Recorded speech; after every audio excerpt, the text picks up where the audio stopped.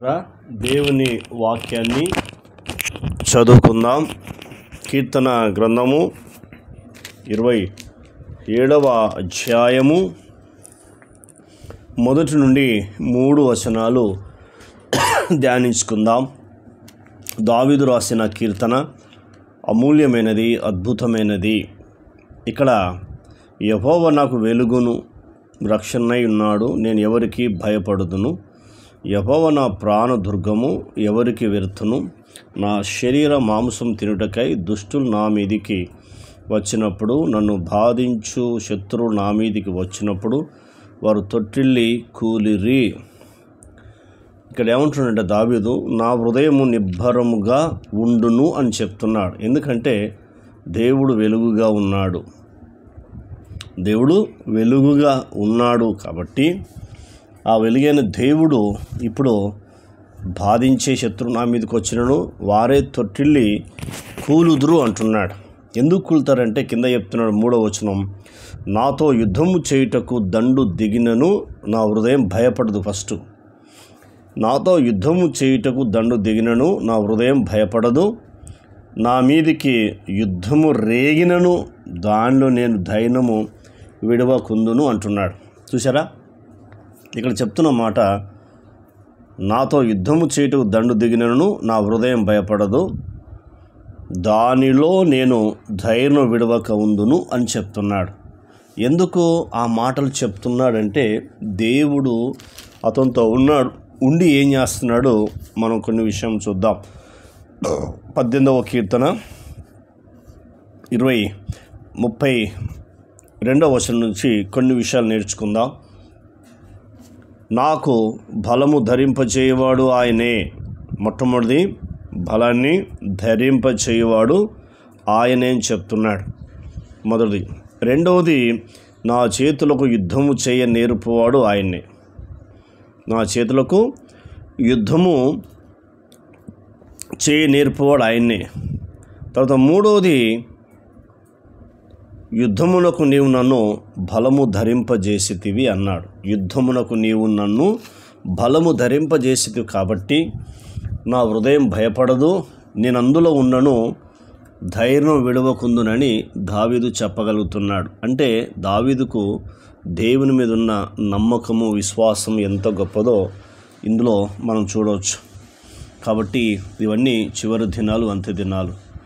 నీవు దేవుని స్తుతించి ఆరాధించు, దేవుని మహిమపరచు, అద్భుతంగా దేవుడు కృప చూపుతాడు, నిన్ను దీవిస్తాడు, నిన్ను ఆశీర్వదిస్తాడు, ప్రతి బలహీనత నుంచి విడిపిస్తాడు. అందుకే మాటలు చెప్పగలుగుతున్నాడు. నాకు బలము ధరింపచేయవాడు నీవే అంటున్నాడు. నా చేతులకు యుద్ధము చేయ నేర్పువాడు ఆయనే, ఆయనే, ఆయనే అని చెప్తున్నాడు. అంటే దేవుణ్ణి ఎంత కొనియాడుతున్నాడు, దేవుని ఎంత స్తుతిస్తున్నాడో చూడు.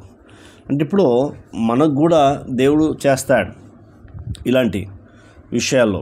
బలము ధరింపజేయవాడు ఆయనే చేస్తాడు. తర్వాత మళ్ళీ చేతిలో యుద్ధము నేర్పుతాడు.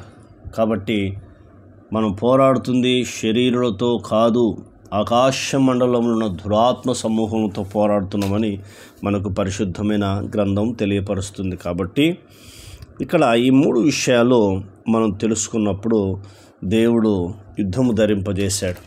కాబట్టి ఇక్కడ ఇప్పుడు ఏం చేస్తున్నాడో మనం చూద్దాం. 48వ వచనం, ఆయన నా శత్రువుల చేతుల నుండి నన్ను విడిపించును, నా మీదకు లేచివారి కంటే నీవు నన్ను ఎత్తుగా. చూసావా, శత్రువుల చేతుల నుంచి దేవుడు విడిపిస్తాడు. ఎందుకంటే యుద్ధము యెహోవాదే అన్నాడు దావీదు. కానీ ఈనాడు మనము యుద్ధము దేవునికి అప్పగించకుండా మనమే యుద్ధం చేస్తున్నాం. అందుకే దుష్టుడు ఏమవుతుందంటే వాడు విజయం పొందుతున్నాడు, ఇబ్బందుల పాలు, ఇరుకుల పాలు ఈనాడు మనం అవుతున్నాం. అలా ఉండకూడదని పరిశుద్ధమైన గ్రంథం తెలియపరుస్తుంది. కాబట్టి శత్రువును తరిమి కొట్టాలి ఆయన్నే. కాబట్టి తరిమి కొట్టాలంటే ఆయనంటే ఆయనకు మనం అప్పగించబడి నమ్మాలి, విశ్వసించాలి. అంతే నీవు నేను చేసే పని, ఇంకోటి చేయకూడదు.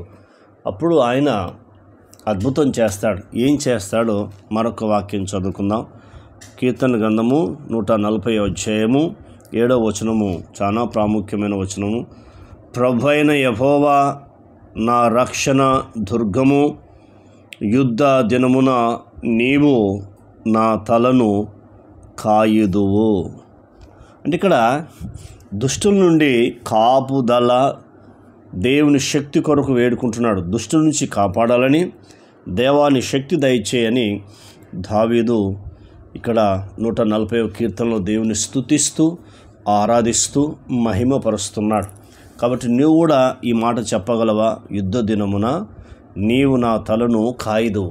అంటే ఇప్పుడు ఈ జ్ఞానేంద్రియాలు తలలో ఉన్నాయి కాబట్టి అందుకే ఆయన నా హృదయము భయపడదు, నేను అందులో ఉన్నను, ధైర్యం విడవకుందును అని ఎందుకు చెప్తున్నాడంటే దేవుడు తల మనకు చూడండి, పురుషుడికి దేవుడు తల కాబట్టి తల ఆయన కాబట్టి భయం అనేది దావీదు జీవితం లేదు. మరి ఈనాడు చాలామంది క్రైస్తవులు ఎందుకు భయపడుతున్నారు, ఎందుకు అధైర్యపడుతున్నారు అంటే వారిలో జ్ఞానేంద్రియాలు పనిచేయకపోవడం, దేవుని మీద విశ్వాసం నమ్మకం లేకపోవడం, దేవుని మీద ఆధారపడకపోవడం, దేవుని వైపు చూడకపోవడం, ఇవన్నీ సమస్యలు బాధలు వస్తున్నాయి. మరి దావీదు ఎలా చెప్పగలుగుతున్నాడు? యుద్ధ దినమున నా తలను కాస్తావయ్యా అని ఎట్లా చెప్తున్నాడు ఆయన? మరి మనం ఎందుకు చెప్పలేకపోతున్నాం? ఒకసారి ఆలోచన చేయమని ఈ మాటలు ద్వారా దేవుడు నీతో నాతో మాట్లాడుతున్నాడు. కాబట్టి అమూల్యమైన మాటలు, శ్రేష్టమైన మాటలు, ఈ మాటలు వింటున్న మన ఆత్మీయ జీవితంలో మనమును పరీక్షించుకుందాం, మనమును ఒకసారి ఆలోచన చేసుకుందాం. కాబట్టి ఇవన్నీ చివరి దినాలు, అంత్య దినాలు, ప్రమాదకర దినాల్లో నీవు నేను ఉన్నాం. కాబట్టి వీటన్నిటిని జయించాలంటే ఆయన కృప, ఆయన కాపుదల నీకు నాకు ఎంతో అవసరం. మరి తీర్మానం చేసుకుందాం, ప్రార్థన చేసుకుందాం. కన్న తండ్రి నీకు వందనాలు. విన్న మాటలు దుష్టతకు పోకుండా సహాయం చేయండి. ఈ మాటల ద్వారా మీరు మమ్మలను ధైర్యపరిచినందుకు మీ కృతజ్ఞతలు, మీకు స్తోత్రాలు చెల్లిస్తున్నాం. ఈ మాటలు దుష్టతకు పోకుండా సహాయం చేయమని అడుగుతున్నాం. మాకు కూడా విశ్వాసం, నమ్మకము మా జీవితంలో మీరు కలిగించండి తండ్రి. దావీదు వాళ్ళే ప్రభా మేము చెప్పగల కృప చూపమని అడుగుతున్నాం. నా హృదయం భయపడదు తండ్రి, ఆ దండులో నేను ఉన్నను, ధైర్యం విడువను అని చెప్తున్నాడు. మేము అలా ఉండే కృపను మాకు దయచేసి నీ నామానికి మహిమ తెచ్చుకోవాల్సిందిగా మిమ్మల్ని బతిమలాడుతున్నాం, స్తుతిస్తున్నాం, ఘనపరుస్తున్నాం, హెచ్చిస్తున్నాం. తండ్రి నీకు వందనాలు అయా. ప్రభా మాతో మాట్లాడినందుకు వందనాలు. ఇంకా వినబోతున్న వారిని కూడా ధైర్యపరచండి, వారికి ఎలాంటి సమస్యలను తొలగించండి. స్థుతిలో ఉన్న శక్తి ఏంటో మాకు తెలియపరిచావు, ప్రార్థనలో ఉన్న శక్తి ఏంటో తెలియపరిచావు. అందుకు వందనాలు చెల్లిస్తూ, కృతజ్ఞతలు చెల్లిస్తూ యేసు నామంలో పొందినాం తండ్రి. ఆమెన్. దేవుడు మనందరిని దీవించి ఆశీర్వదించును గాక. Amen, amen, amen.